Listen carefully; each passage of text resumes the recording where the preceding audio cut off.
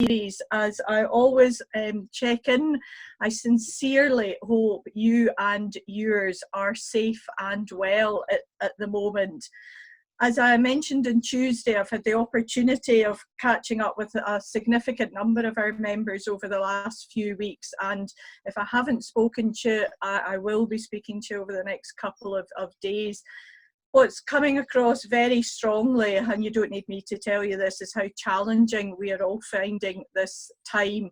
The emotional toll I know that this is taking on you as business leaders, with frustrations and unanswered questions at the moment. So one small step that SBN is taking through these weekly insights is to help build an understanding of how COVID-19 and its impact is impacting on other businesses globally, and how it could affect our economy and your business.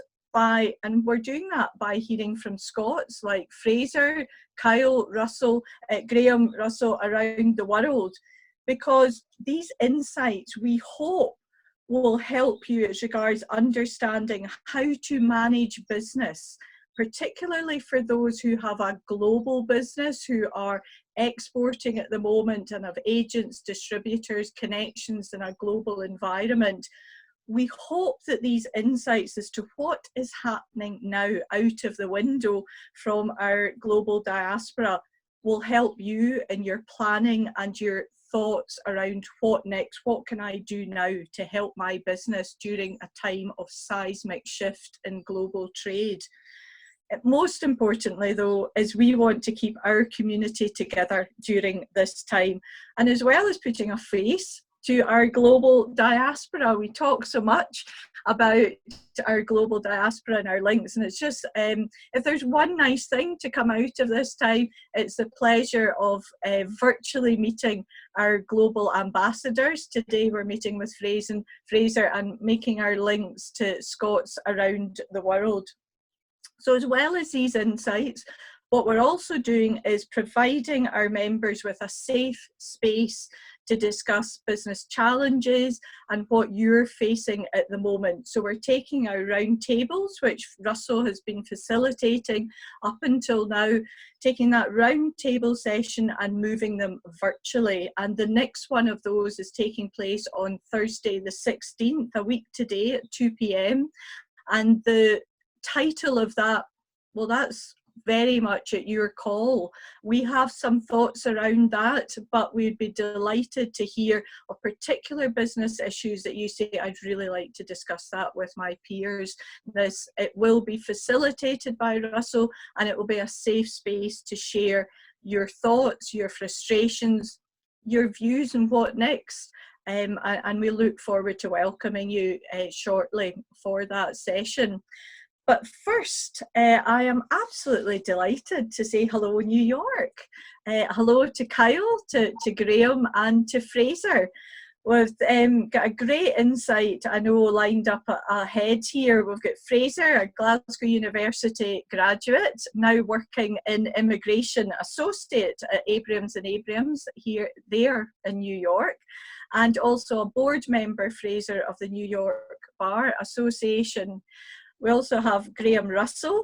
Graham, I think we met 2-3 years ago and managed to drag you into Tartan Week and have been marching along with your alumni at the University of Aberdeen. Graham has a number of global roles that he's fulfilled in his career, and at the moment in New York, you're the chair of ICAS, the Institute of Chartered Accountants Scotland, and also an advisory board member of the Shared Services and Outsourcing Network. And Graham, I'm delighted you're also one of our global Scots, and it's great to see Kate on the call with us today. So thank you for joining us, Graham. And finally, a gentleman who's at the end of, if you thought you'd a busy week, wait to hear what Kyle has been up to. Kyle is the president of the New York Tartan Association, Tartan Committee, and will be sharing with us his insights of taking that physical event and then moving on to a virtual situation. So, first of all, Fraser, welcome. Delighted to have Fraser Grier.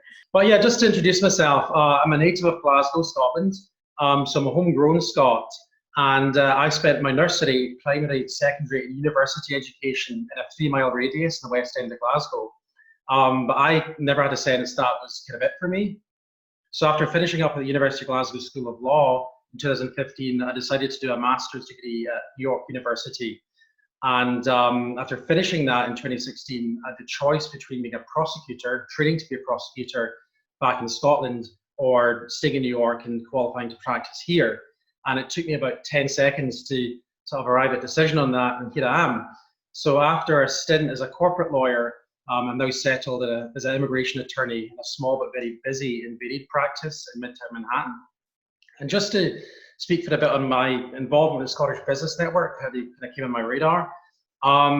So my affinity with the Scottish Business Network stems from having a sense of needing to give back to the Scottish affinity communities here in New York. So this is a notoriously difficult city to develop long-standing, sustainable, reliable relationships. And from the moment I first got here, I was welcomed by groups such as the New York Caledonian Club, St. Andrew's Society, and the ASF. And we kind of shared this common denominator. And that was being passionate about Scotland, its values, and its potential its diaspora. So I've been fortunate in getting a free education at a world-renowned university. And it's been a springboard for me getting opportunities here. And I felt a strong obligation to help others looking to make the same jump, whether a graduate or a business startup. So really, Russell came on my radar when I was restarting the Scottish Bar Association of New York. And that is the only association on the East Coast of the United States to cater for the 250 plus attorneys of Scottish affinity in New York City. So it's exciting with Scottish Business Network. This has got the resources, willpower, and kind of vision to bring together and explore opportunities for, I think it's an estimated 8,000 and above Scottish University alumni here in New York City alone. So it's very exciting. So, Fraser, sitting there in your, as you said to me yesterday, your brownstone home in New York, if you were to look out the window today, Fraser, what does New York streets look like today? So as you know, like New York's become this major international focus. People all around the world getting in touch and asking how I am, because certainly how it's been depicted in news is a negative but fairly accurate light. So as you know, in March 20th, New York State Governor Andrew Cuomo imposed an executive order, which was a lockdown on all non-essential business in the state. And being part of what's considered an essential human service with my firm, and we are able to resume client support from our office in a limited capacity. I've personally taken to biking into Manhattan to adhere to social distancing, and that is a 7-mile route. It takes me through Williamsburg, across the bridge, the Lower East Side, the East Village, Union Square, and Herald Square. So that's roughly 30 blocks of the strip of Manhattan, and those areas are all dead. So iconic streets like St. Mark's grew up on row of bars and restaurants that are all shuttered. And the 7th Avenue, where my office is usually this glacier of 4-lane traffic shifting down from Times Square. And at the moment, you might have 5 or 6 cars passing per minute. So it's also this eerie combination where the weather is dramatically improving. Springtime, the sun is out, local parks are all in bloom, and normally that's when people start re-emerging, but there's so few people around that are enjoying it. And I think, Christine, there was a very insightful infographic that you shared, City Mapper, which was showing this tracking the daily commute movement of New Yorkers. Now, it was only in March 8th, I think, 100% of usual commute. And 12 days later, that had gone down to 10%. And now it's 6% of daily movement. So it's quite remarkable. It is. It's a significant indicator of how the world is closing down, City Mapper. I have to say, I find it quite alarming and insightful, Fraser. So you've shared with us your personal view there of what it looks like and cycling through the city. What has been the local response from the government and the politics in New York and your state regarding businesses and business support, Fraser? Sure. So here today marks day 3 in different locations. We're talking about, sorry, not day 3, week 3. Different locations we're talking about what week category we're at. So there's a recent survey that was carried out by JP Morgan of over 500,000 US small businesses. And they found in New York City in particular, the median number of days worth of cash flow buffer that businesses have in reserve to meet their overheads is only 25 to 29 days. So that's just shy of 1 month. So and those overheads are primarily lease payments for office premises and staff payroll. So, and this is particularly true of these kind of labor-intensive, lower-income industries like food, drink, and restaurant, which is the backbone of much of New York. And they have an average of 16 days, only 16 days buffer in cash flow. So there's going to be a lot of difficult decisions have to be made over the next week, especially now we're in week 3. And this data corroborates with a survey that we released with SBN over the past week. I'm grateful to the respondents for getting back. And that kind of concluded our thoughts that in our membership, over 3/4 of them are under 10 million turnover and under 10 staff. And unanimously, one of their chief concerns was cash flow. So just turning to federal and state government initiatives, you'll probably have heard of the CARES Act, which authorized 3 different types of loan facility for applicants. And there's the Paycheck Protection Program, PPP, and that's your loan of 10 million or up to 10 million. It's available to sole proprietors, independent contractors, self-employed people as well, and it's a forgivable loan. So it's a very favorable kind of element of the government stimulus package. There's economic injury disaster loans, which is up to 10 grand in advance for businesses with 500 or less employees. And there's a debt relief and express bridge loans, which is if you have an existing loan through the Small Business Association, they'll slash rates and they'll cover the principal on it. So I think one update I have from previous insights was who's eligible for this relief. Now, as an update, in the first few days of April, when they first released the application forms, there was a question which was, which appeared to render ineligible businesses which had individuals who owned more than 20% who were foreigners, as a non-US citizen or non-permanent residents. Now, it appears from the revised application forms that's disappeared. So it seems as though applications are open for members of our network who are not permanent residents or US citizens. So I just invite anyone who'd like to know more about that to get in touch with me, and I can advise. And lastly, on the state level, at the same time the lockdown was imposed by Governor Cuomo, they also imposed a 90-day moratorium on commercial and residential evictions. So that's giving a bit of a safety net, as opposed to, do I have to like uproot my plant and get out of here because I can't pay overheads? But it's not quite the same as suspending rent payment. And there's pending legislation in the state Senate, which would, put a pause on commercial rent payment, which is far more useful than rent, prevention of eviction of commercial premises. And there was one additional fund set up at New York City level, but that's already oversubscribed. And they've announced on their website, and NYC website, we can't take any more inquiries. So there's certainly enough relief pouring out, and glad to see it seems like it's available to SBN members. Good. And that's particularly important because we know some of our members have commercial relationships, as in businesses in New York and US, that they're particularly focused on at the moment. So what you're saying there, Fraser, is there's been changes in the legislation regarding ownership and loan funds available, and further details. Is there particular websites that you could point us towards for further information, as well as following up directly, I know, with yourself, Fraser? Mainly the Small Business Association website and any local state kind of government website as well. There are some websites that are popping up which are kind of evaluative, like they ask for your financial information, they'll tell you what you're eligible for, but it's better to cut out that middle person and just go straight for government feedback. Right. There's also some private initiatives which I'll get on eventually in terms of availability of crowdfunding, which I'll touch on in a moment. Thank you. Regards this, how one of the questions that we're being asked is about how to continue relationships that for some people will have just started. I know some of our members have been out in New York and the States over just the last couple of months. Some of them will have long established relationships in the US.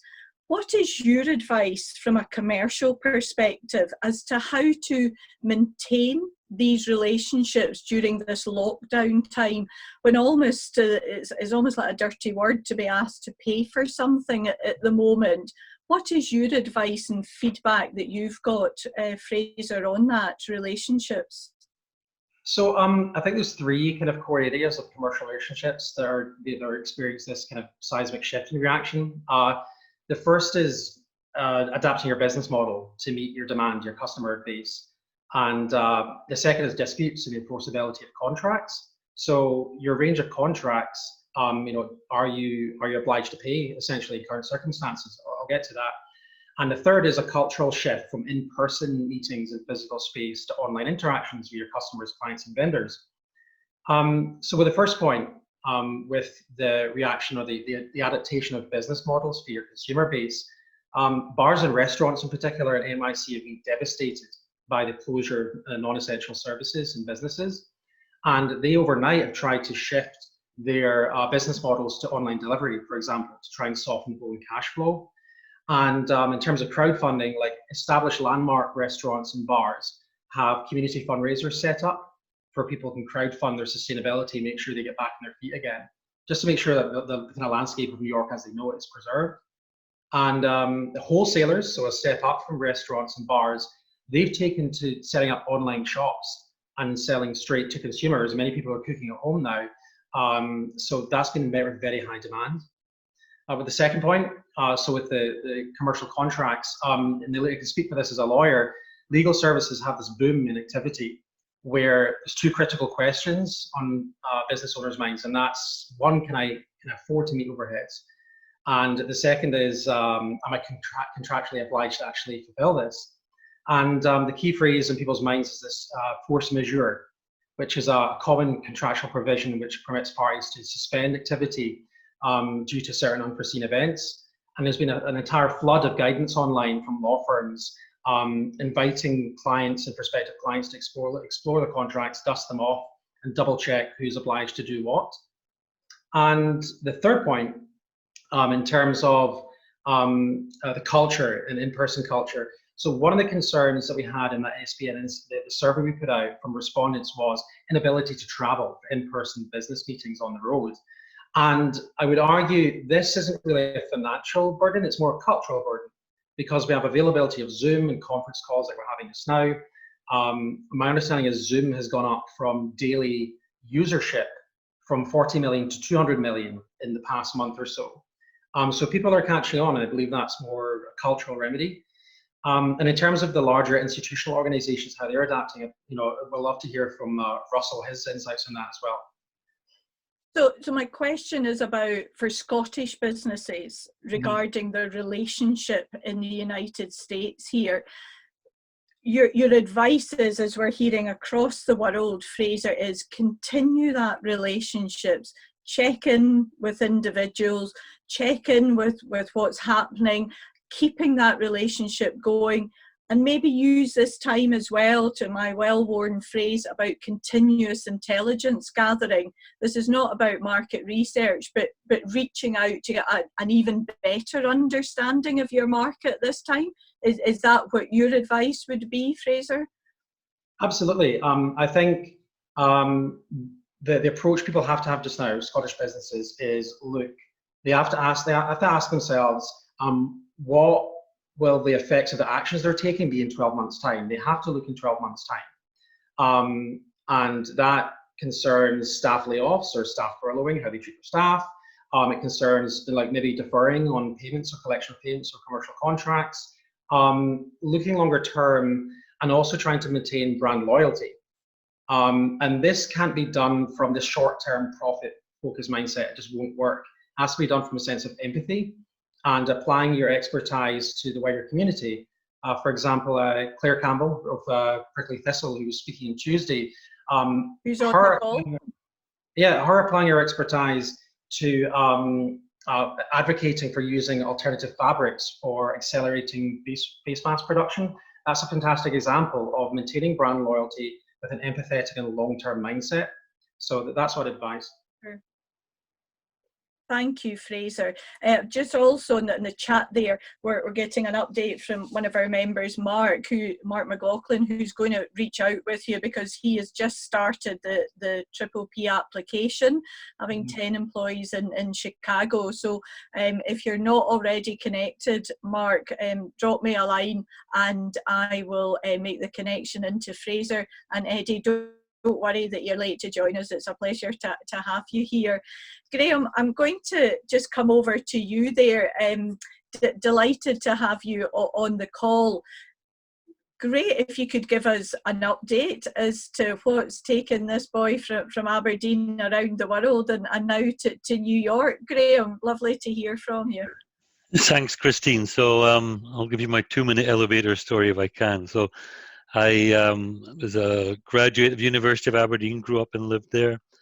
Left university, became a chartered accountant in Scotland, joined what's now KPMG, got sent overseas for what was supposed to be a 2-year gig in Jamaica, of all places, and never returned after that. I eventually spent 6 years in Jamaica, moved from KPMG to NCR Corporation that many will recognize from Scotland.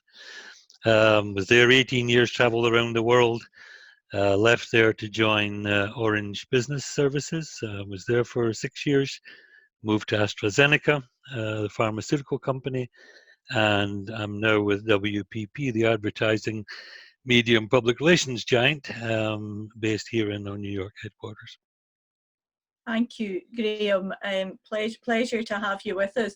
I'm particularly interested in gaining insights for you there. You're operating in a global business. As a global organisation, what has been your business's approach to this, just as an example of how New York and a global business is reacting to this current pandemic? So I think one of the first things we did, and even ahead of the executive orders that came in New York and what you had in London, our CEO had us all work from home a week ahead of those orders. And we are now at the point where more than, I think it's 95% of our business is working from home. That was the first major shift. And you'd like to say that everybody was prepared for it, but the truth is that nobody expected, the disruption that this has caused. If I draw an example from, some of the work I do with business process outsourcing, we had business continuity plans in place with our provider, but it never contemplated a world where you couldn't just move to another location. And so for the first time, we had to contemplate putting in place a continuity plan that allowed employees to work from home in India. And that caused us to do legal agreement reviews, security reviews, all before we had the challenge of moving the equipment, all before India was locked down itself. So that's just one example of something that was really challenging for us. But on the broader WPP business, I think we've coped incredibly well. Our clients have worked with us incredibly well. There are things like photo shoots and so on, which obviously cannot go ahead right now, but by and large, things that can be conducted virtually, we're doing virtually and doing seemingly very successfully.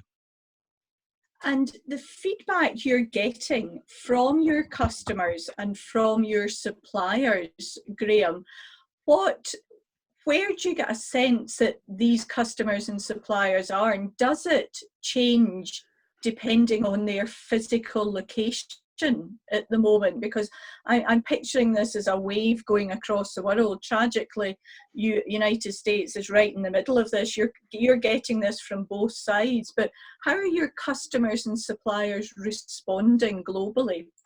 Yeah, so I think there's no one answer that will cover all of that, Christine. As Fraser rightly says, if you're in particularly the retail business, the sort of restaurants, hotels, food, travel, all of those things, those businesses have been severely impacted, and nobody knows when this will come back, when it will change, and what the longer term impacts may be to business. So I think that's one sector. You've got other sectors like banking and insurance, for example, where they've continued operating, but in a way that they would never expect it to continue operating, perhaps.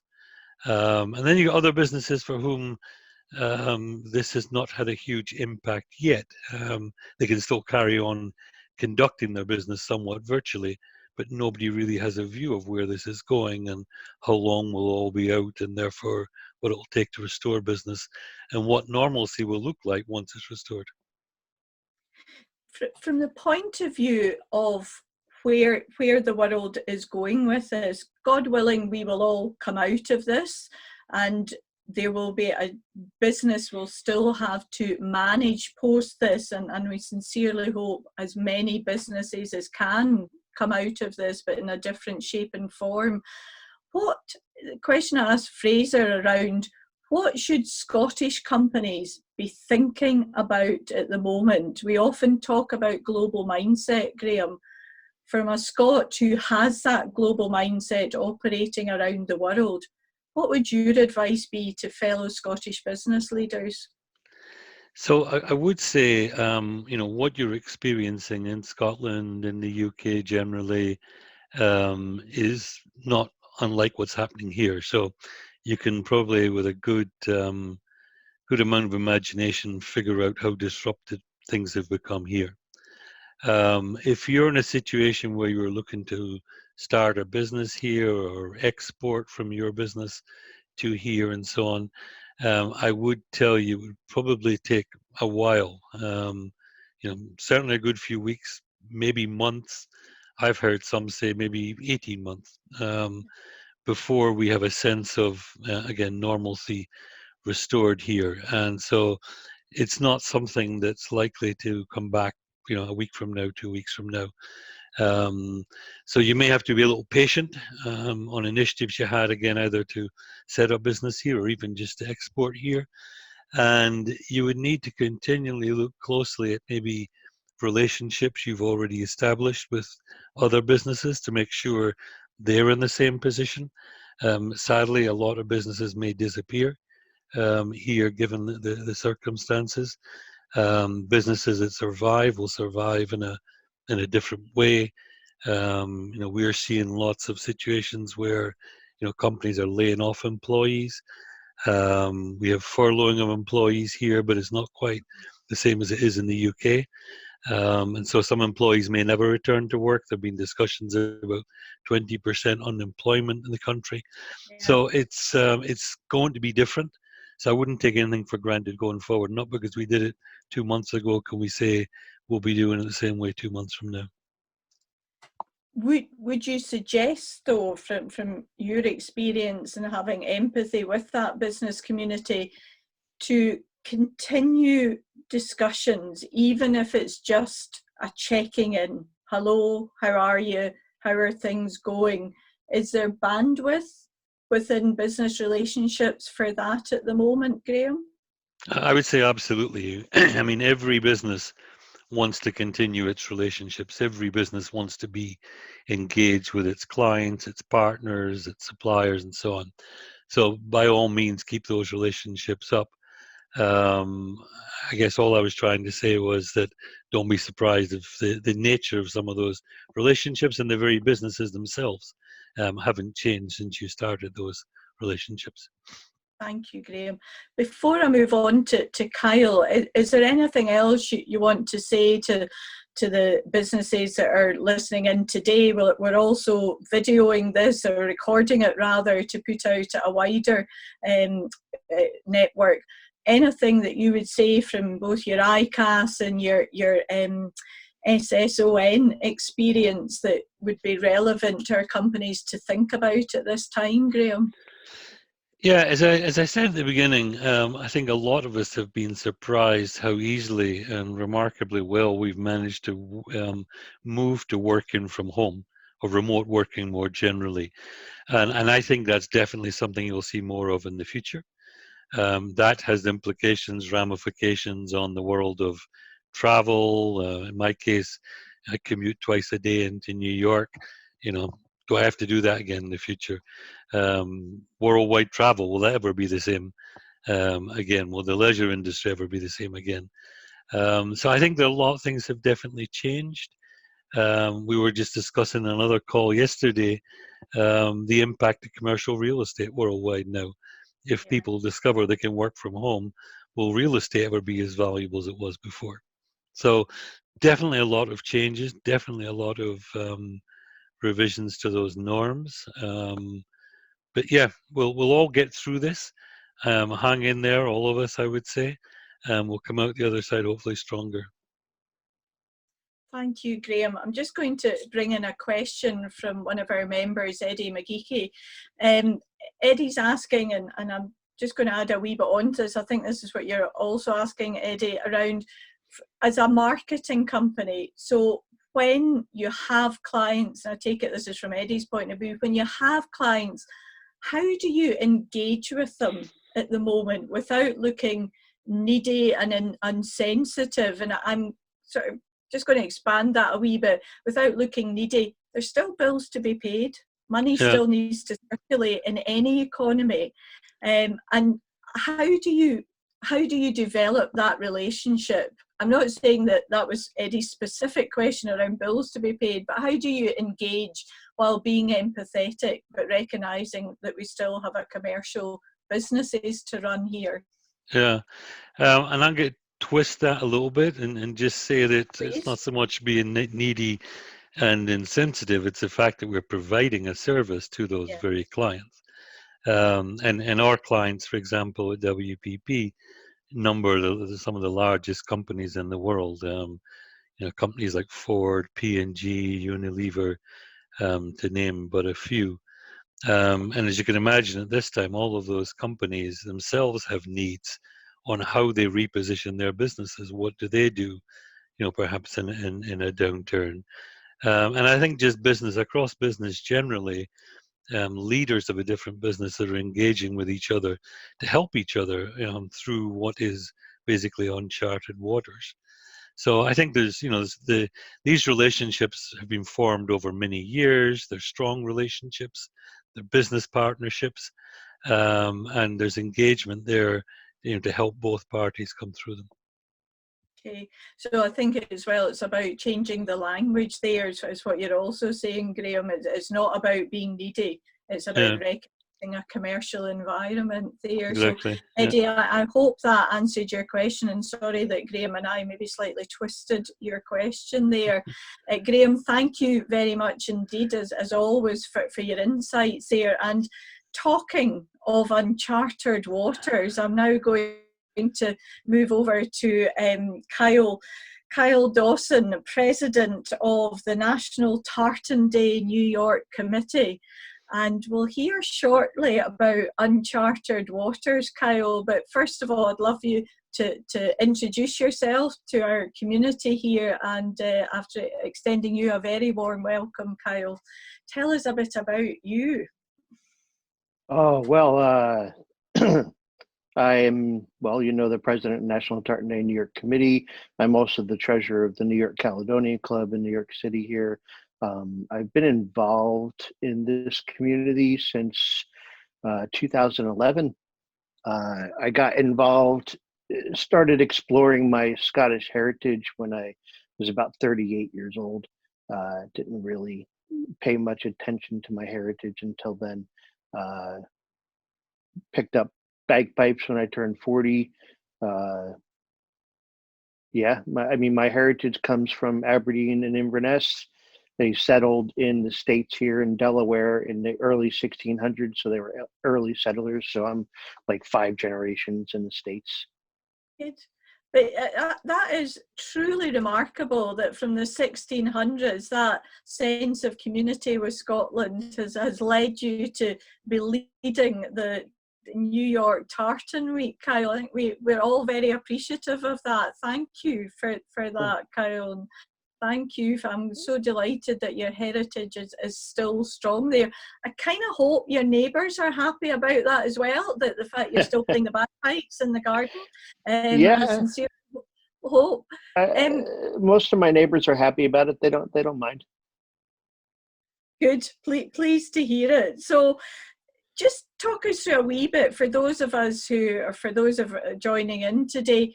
Tell us a story about Tartan Day in New York, and what's the history of Tartan Day, Kyle? Well, the history of Tartan Day, first started in Nova Scotia, Canada in 87. By proclamation, they recognized April 6th as Tartan Day. The U.S. followed suit in 98, March. The Senate adopted April 6th as Tartan Day, and that led to the congressional and then presidential passing of recognition of Tartan Day observances on April 6th each year. Our first parade was in 99, and that was basically a small group of people in a pipe band marching from the British Embassy to the UN. And then 2000, they moved into, 2001, they moved into Central Park. And then in 2002, with the help of Magnus Orr, probably the largest parade was put on 6th Avenue with Sean Connery as Grand Marshal. And in 2003, the National Tartan Day New York Committee was formed by the St. Andrew Society, the state of New York, the New York Caledonian Club, the American Scottish Foundation, and Clan Campbell. How many, just to get a sense of the size and scale? So 6th of April is a declaration of Arbroath, and that's why that is Tartan Day. This year would have been the 700th anniversary. So give us an idea of the size and scale that, had all been well, Fraser, Kyle, you would have been welcoming to New York from Friday through to Monday of this week. We get just the parade spectators alone. Obviously, we don't know what would have happened this year. We feel it would have been larger due to the 700th anniversary of Arbroath. But last year, with Billy Connolly as the Grand Marshal, NYPD gave us numbers of 50,000 spectators for the parade. So, and then we had 11 or 12 different events from Wednesday to Monday, all planned. So there was definitely a lot of going to be a lot of activity. So not a quiet day, even in a busy city that is New York. 50,000 people watching the marching bands, the Scotty Dogs, the university alumni, Claire Campbell of Prickly Thistle leading our rebels down 6th Avenue.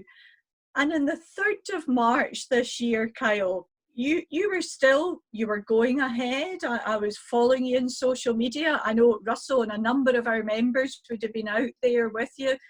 3rd of March, you were still going ahead. What was the timeline from then onwards that led you to realise something's not quite going to be the same this year? Well, yeah. So we obviously were following the pandemic very closely due to our events and needing to have all those still happen with a significant amount of money invested and time invested over a year of planning to make this go. And the one thing we watch closely when it comes to our parade is the St. Patrick's Day parade in New York City. They've been going on over 250 years and they've never canceled the parade. And up into 2 days prior to their parade, they were still going on. And then they were kind of forced to cancel. And once they were forced to cancel, we had to take another step back and look and see what we were going to do. We were still 3 weeks away from our parade, and we kind of hoped, even if it's not the smartest hope in the world, we still hoped that something could still go on. But we knew that we were going to have to cancel. We just had a prayer, we were hoping. But. So you actually cancelled, am I right here, on the 10th of March? Is that correct? It was it the 10th of March? It was, I think it was more the 13th, I believe. 13th, yeah. I For don't an event. remember. Yeah, I don't remember the exact date. Yeah. So you cancelled mid-March for an event that was going to be taking place 2-3 weeks later. Yeah. Then came up with the idea that, okay, 50,000 people are not going to be disappointed. We're going to move this onto a virtual event. How did that come about, Kyle? What were the stages there? To be honest, it was probably about half a bottle of scotch that put that idea in my head. So all the best ideas come that way. Yeah. Yeah, it was, I was sitting at home and, wallowing in my sorrows of having put on a full year of late nights and long weekends and just giving up a lot of personal time of myself and my whole committee. We have a a small core committee of about 5 people, and then we have a larger expanded committee, which Fraser actually works on quite often. And it's just a lot of work, and it's very disappointing when you do all that to have to say, all right, yeah, we're done. So I wasn't, after a few scotches, I wasn't completely keen on the idea of saying, yeah, we're done. So you went for a virtual day, which for any of us watching it, and a number of people on the call today were actually involved in it. There was a lot going on oh Monday, my God, Kyle. Yeah. it was, So as soon as I announced that we were doing virtual, I almost immediately, for the past couple months, I've been talking with Cindy McIntosh over at Scott Week in LA, and trying to give her support because this was going to be their inaugural year, and they, shortly after us canceling, they canceled as well, and they postponed to September. But shortly after announcing going virtual, she contacted me and she said she wanted to be involved and help during the virtual. So we brainstormed for a little bit, and she came up with a massive lineup of interviews with people. She has great outreach with a lot of celebrities, which helped out. Having Graham McTavish on their board over there, they were able to get several Outlander stars, past and present, to come on and do live interviews and chats and stuff, which was amazing. I also got reached out to by Rachel McLagan over in Glasgow, who leads Flings and Things Highland Dance Troupe, and they're just a massive Highland Dance Troupe in Scotland. And she said she wanted to be involved too, sending out some choreographed steps to all of her Highland Dance connections, which were then shared again. And she did that in a week, and within 3 days of sending out her list, she had 150 videos of dancers, and the closeout was Thursday evening. But by Thursday evening, she had 750 videos of Highland dancers from all around the world, from like Uruguay and Brazil and Argentina and Chile and South Africa and Russia, and just an unbelievable global outreach. And as you and I discussed last night, Kyle, while you would never wish the cancellation of your event, and certainly would never wish the circumstances to have occurred, in some ways there has been a plus side for you in this, because you've been able to reach an even wider community, 750 dancers from Uruguay around the world. Yeah, it's definitely something I did not expect. I figured, we would get a couple hundred people posting some photos and some videos on our social media. The response to the virtual Tartan Day was just massive. The amount of people that wanted to be involved that couldn't normally be involved, everybody was just very, very happy that we put it on. So I think it went off really well, and we plan to continue trying to do it along with the full-on events. Great. As you said there, people were very happy that you'd reached out. How did you ensure that same relationships and good relationships you have with your suppliers? Because there was many people who would have financially benefited from that and from links that they had with Tartan Week.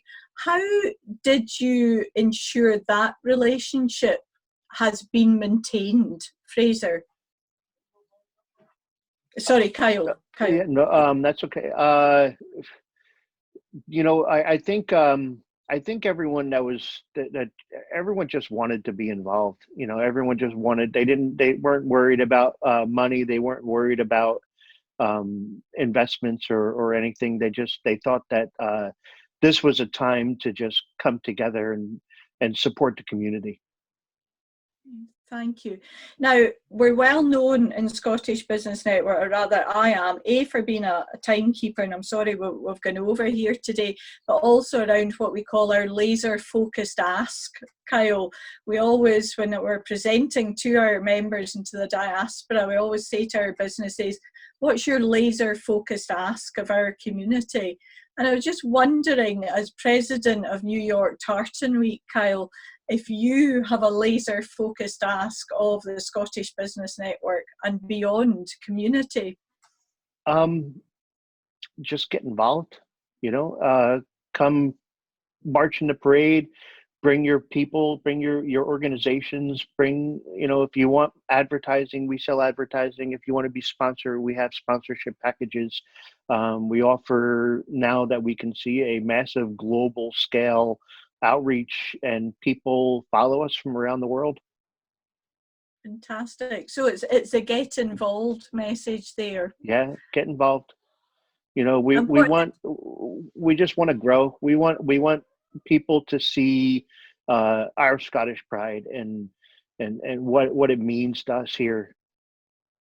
Fantastic. Well, thank you, Kyle. Thank you for all that you've done in raising the awareness of Scotland and Scottish businesses through New York. Very much appreciated, and well done in what you delivered this year. And the dates for 2021, because I know Russell will be booking his flights as we speak. What's next year's dates? The parade will be on the 10th of April. Super, great stuff. Well done to all, and thanks coming in from our dear friend Claire Campbell at Prickly Thistle. Now, just on that very point about, we've had 750 dancers taking part. For anyone that's got time in their hands at the moment and want to learn a bit about Scottish step dancing, can I recommend you check out the Association of Exile Scots and the wonderful Ainsley Hamill with her golden dancing shoes.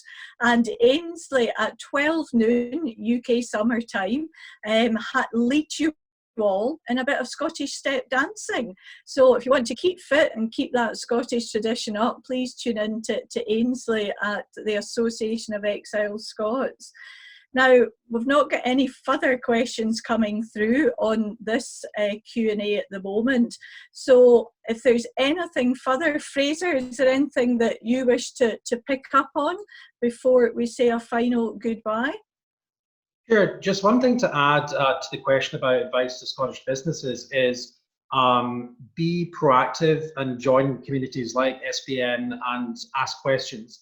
Because ultimately what SBN is, I think there's about 8,000 perhaps global members or affiliates, and that is a collective intelligence that when you put questions out to the community, you can generate solutions, and that's self-perpetuating. So one other bit of advice I have is just reach out to the ambassadors, reach out to SBN members, post in the community boards, and just generate discussions. And from that, we can come up with solutions that everyone can use. Yeah. I think community, whatever shape and form, whatever you've been involved with, is so important at the moment. Graham, final words or insight from yourself you'd like to share? I'd just like to wish everyone the best in terms of staying safe, being well. We'll get through this, and I think we've demonstrated that even in all this disruption, goodness can come out of it, and we'll all be stronger at the end of it. Fantastic. Fantastic. And talking of stronger, I think, Kyle, you've given us a phenomenal example of how out of a scene of adversity, and as Graham said, uncharted waters, something positive has come out of it with the reach that you now have globally. So well done, Kyle. Everybody, thank you so much for joining us today. It's been an absolute pleasure even to see your muted icons on the screen here. Thank you for your positive feedback for one and all that's coming through. Please keep safe. Please keep well. Please keep washing your hands, and keep an eye on the SBN website, where we are promoting each and every one of our businesses and the support that you're offering to our community. A joy to be with you all this afternoon, and thank you particularly to Fraser, to Graham and to Kyle. And stay safe, and I'll see you all soon.